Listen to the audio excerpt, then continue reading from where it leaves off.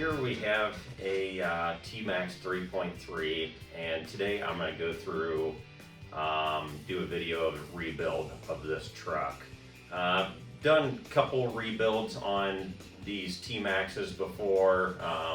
Normally just take before and after pictures, and this time I figured I'd do a video, something a little bit more interesting. So this is, for those of you that know your T-Maxxes, this is a 4909 model. For those of you that don't know your T-Maxx models, not too familiar with nitros, this truck came out in around the 2006-2007 time frame. It's a short wheelbase T-Maxx, so this one is a little bit shorter than if you were to go out and buy a brand new T-Maxx 3.3 today. If you were to go buy a T-Maxx Classic, this would be the same length truck. But these are kind of unique. They're not made anymore. But this one I bought at a garage sale for 75 bucks, and show you in a bit here what this truck really looks like. But it needs completely gone through, rebuilt, along with getting it running. The motor's locked up. A lot of times when you buy these nitro trucks used, they've been just beat on, the motors get gummed up, and then they sit in someone's garage for months or years until someone buys it and fixes it up. So I'll go through the process of stripping it down, rebuilding it, fixing the parts that need fixed, and then at the end I'll do a cost breakdown for you guys on what I bought the truck for, all of the parts I purchased, so you can see what it takes to rebuild one of these that needs that.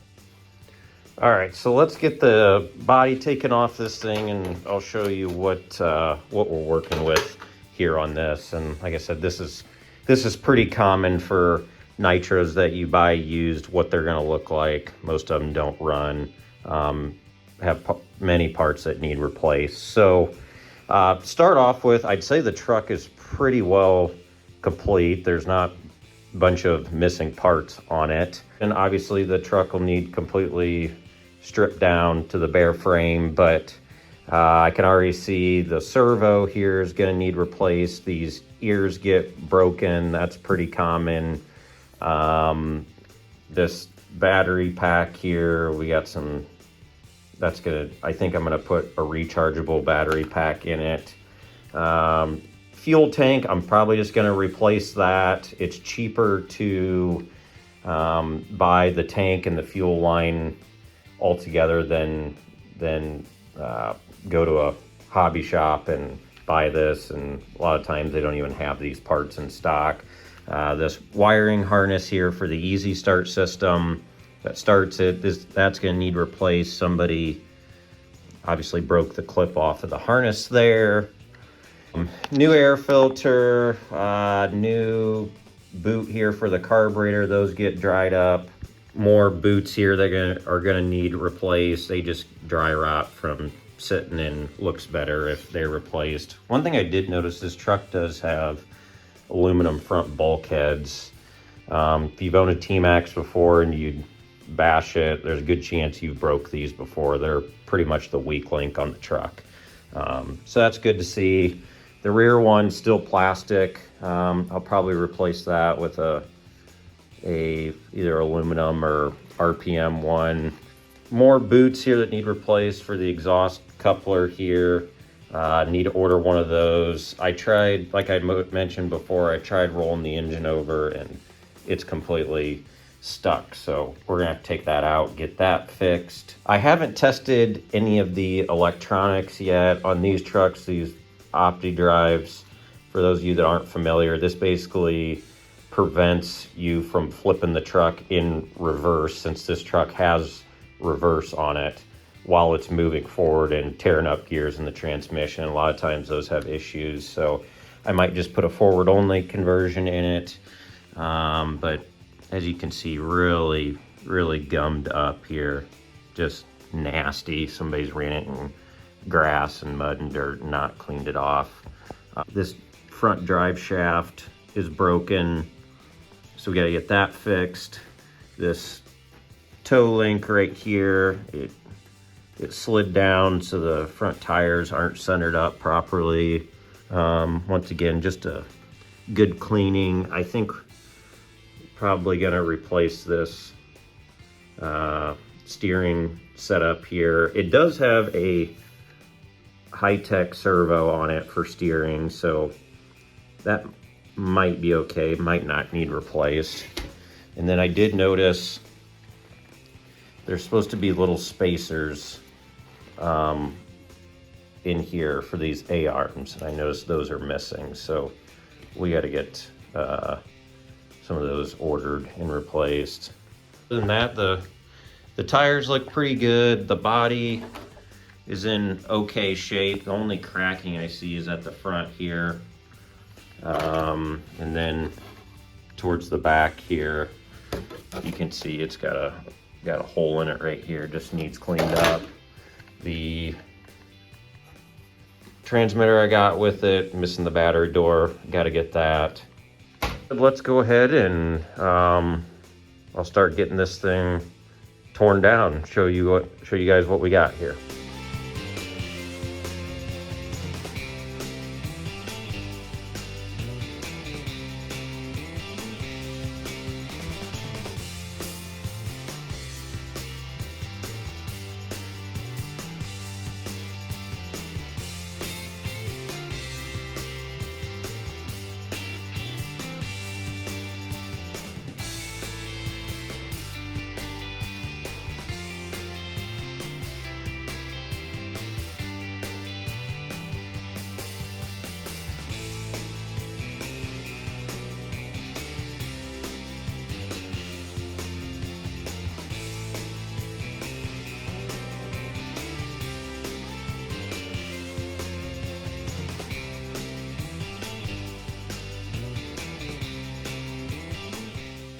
All right, guys, so got pretty much all of the electronics off of this truck besides the easy start motor here. And the OptiDrive sensor, but got the steering servo, reversing servo, battery pack, throttle servo,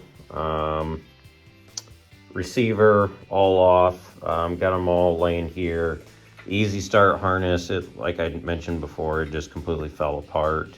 For the reverse servo here, all of the ears are broke off, so that's going to need replaced. I showed you earlier, but somebody had glued the ears on this throttle servo here. That's going to need replaced. The only one that looks to be all right here is the steering servo. Not sure if this is going to steer well enough. I'm not familiar with this servo here or what the torque spec is on it, so we'll have to see when we get the truck put back together. But just, I guess, one thing to note when you start taking these things apart, what I like to do is if you remove a screw, just put it back in the spot that you took it out of. So like where the easy start goes up here, I took the harness off and then just put the screws back in here so you don't lose them. Otherwise, you end up with a bunch of hardware at the end that you don't know where it goes to. So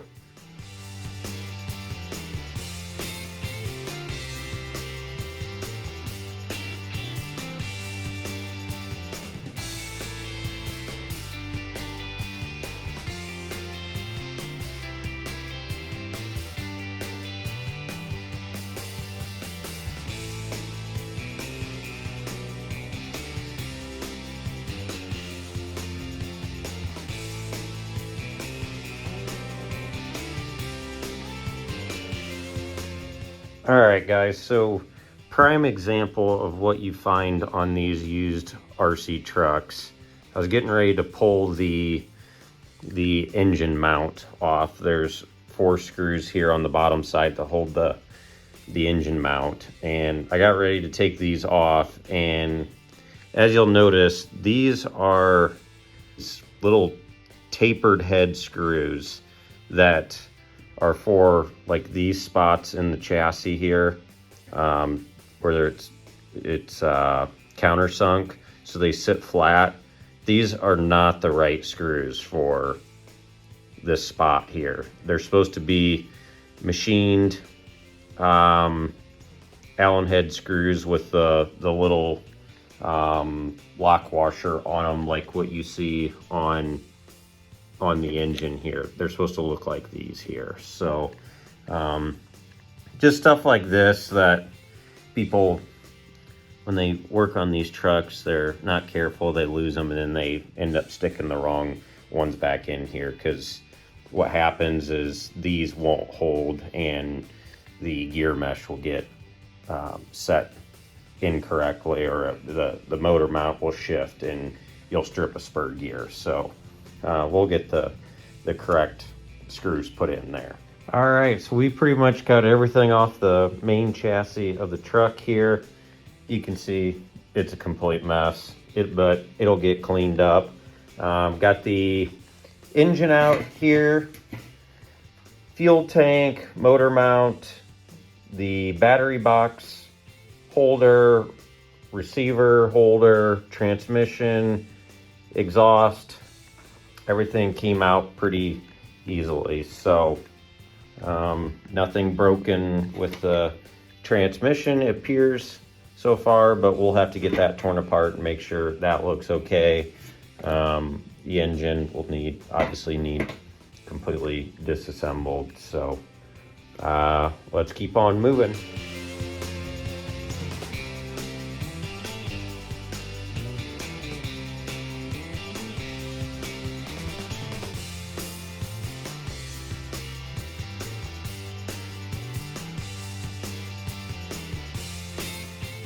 All right, so problem encountered here. If you guys can see, there's one of these screws here that holds the front bumper on. It's clearly broke off there, so this brace won't come out. So in order to get that fixed, we'll get the shock tower out here and get this front assembly taken off and split the halves, and I'm gonna have to get that screw out somehow.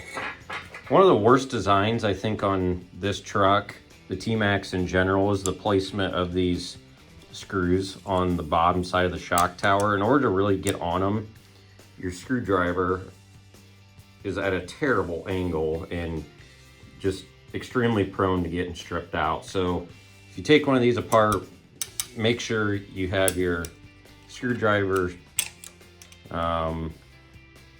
make sure there's not dirt in that screw. Otherwise, like I said, you're gonna most definitely strip this out. Same thing on the rear side. It's the same problem.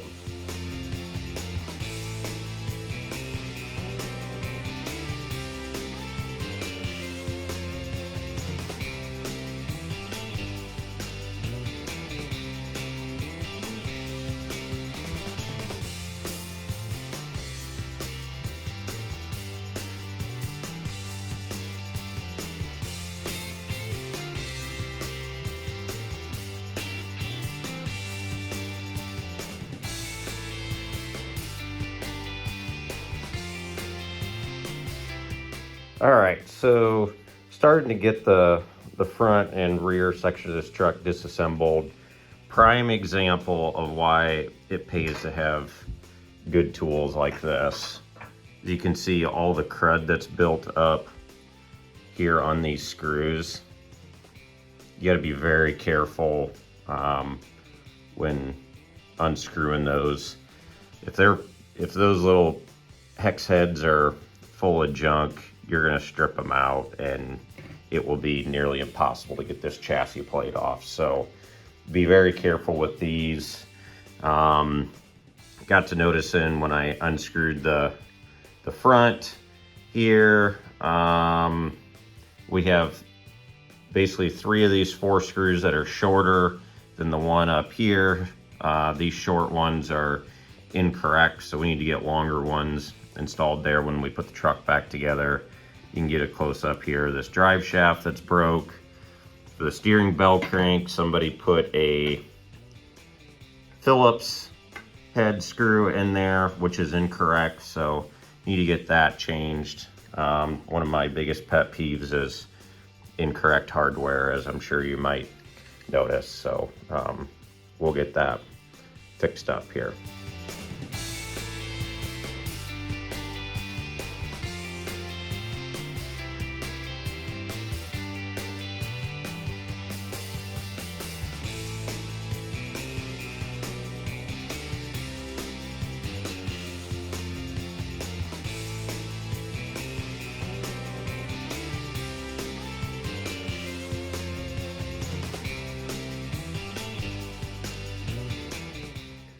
All right, guys, so here we have everything disassembled. Got the diffs taken out of the front and rear bulkheads. Here you can see they're all torn apart. I got the hubs taken off. We need to replace these boots anyway. The bearings need cleaned up inside here. In case you guys haven't seen this before, this is the tool that takes out these little pivot ball caps here, which is what you need to basically take these off of the A-arms themselves.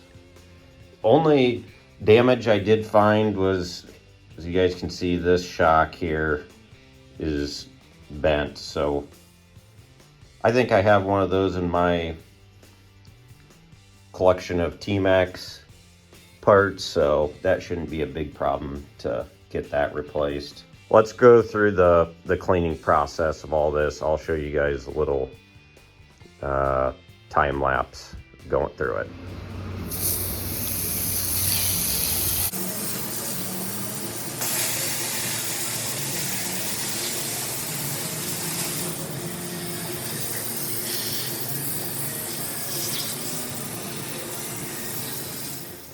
All right, guys, so now that I have all these parts power washed and we got most of the main grease off, what I've done in the past is use this Dawn power wash, basically dish cleaner. This stuff, in my opinion, works wonders. It will make the tires look brand new. It just pulls all the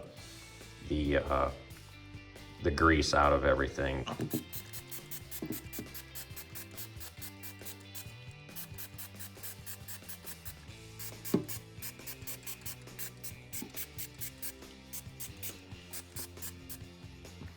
All right, so we've let it sit. If you look, these tires here I've sprayed, you can see it literally just pulls the dirt right out of everything. These A-arms, you can see it just softens that dirt up, and this stuff will just rinse right off. Pretty easy. So just a quick update here. I was working on getting the engine and transmission disassembled here to get everything all cleaned up.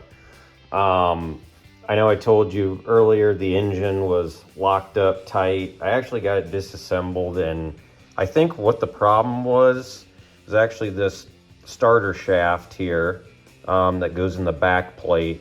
It was just completely rock solid. It would not turn inside there. So I used a pair of pliers and got that starter shaft out and removed the head, and this thing turns over now, but it is not smooth at all, so it definitely needs new bearings in there. And then with the transmission here, one thing I wanted to show you, on these ones with the slipper clutch here, you can see right here are two beveled washers, and this is a common mistake. They're concaved and they actually face each other, and the way the person had this has obviously been disassembled before, and both of these beveled washers got installed the wrong direction. So we got to get that fixed and cleaned up. And then one last thing I wanted to show you here. This is one of the main differences between, a lot of people get confused on what differentiates a 4909 T-Maxx versus a 4907, which is what this truck would be here. And really the main difference They both have this gray transmission, but shorter chassis, is this front drive shaft. If you look up, so this is the one with this blue hex on it, is off the 4909 truck I'm rebuilding. And then this is a long wheelbase here as well. What you can see is this, the one on this long wheelbase truck does not have that blue outer aluminum hex piece that this one does here.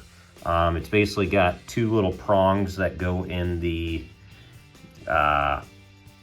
disc rotor there, whereas this one here off the 4909, it's got this cutout here in the rotor for this shaft here. And another thing you'll notice is this drive shaft here is actually smaller than the one on the long wheelbase trucks here. This is a bigger drive shaft that you'll find on the Revo trucks.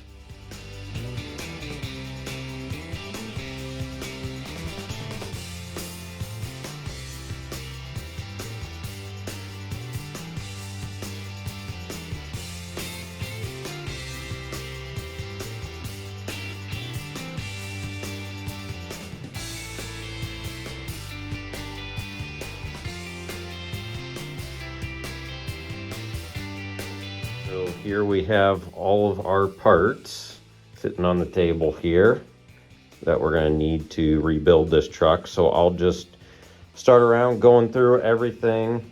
Rechargeable battery pack, we're getting rid of the double A's. These make a huge difference with steering response. New antenna tube, this is the other one is beat up. This would be the new style steering that comes on the long wheelbase T-Maxx 3.3. So your 4908 and 4907 models, this makes a huge difference with steering radius. A new exhaust here. So all I needed to do was replace this blue rubber coupler, but it was cheaper, or basically the same price, to buy this whole thing as it was to buy that coupler and the exhaust deflector that goes here. So I just got the whole thing here. Battery door for our remote. This would be a new throttle servo to replace the one that has the broken ears on it. We got a couple glow plugs here. Our dust boots for the carburetor. These would be new bearings for the engine. Not sure what the condition of the ones in it are, but I have terrible luck with these being bad in used engines, and it causes it to run lean, and you burn up glow plugs at $10 a pop. So this was only 15 bucks to get these. This is the wiring harness for this battery pack here. You have to have one for rechargeable. New cover here for the battery box. When you go to a rechargeable one, you got to have this black rubber piece on top so you can put your charging jack in there. This would be a new drive shaft to replace the one that's broke on it. I have the caster shims for the front of the truck. We have our dust boots for the steering knuckles, new screws for the motor mount, new dust boots for the drive shafts. This is a new easy start wiring harness, RPM bulkheads for the rear, new air filter, new fuel tank and fuel line, shock oil here, putting all new in, all 8 shocks, and then I got some of this Proline glue here for doing the drive shaft boots. So there would be everything there. I will say I got most of these parts from eBay. There were a couple things like the dust boots that I ended up getting from this Singer Hobbies in Martinsville, Indiana. If you guys are around the south side of Indianapolis, I encourage you to stop here at this hobby shop. I'm by no way affiliated with them, but they have the most impressive line of Traxxas parts that you're going to come across at any hobby shop. So like to support small businesses where I can, but some of these parts, like this battery door and the steering bell crank and these bearings, those are virtually non-existent at hobby shops, so had to get those online. But yep, let's get to assembling the truck.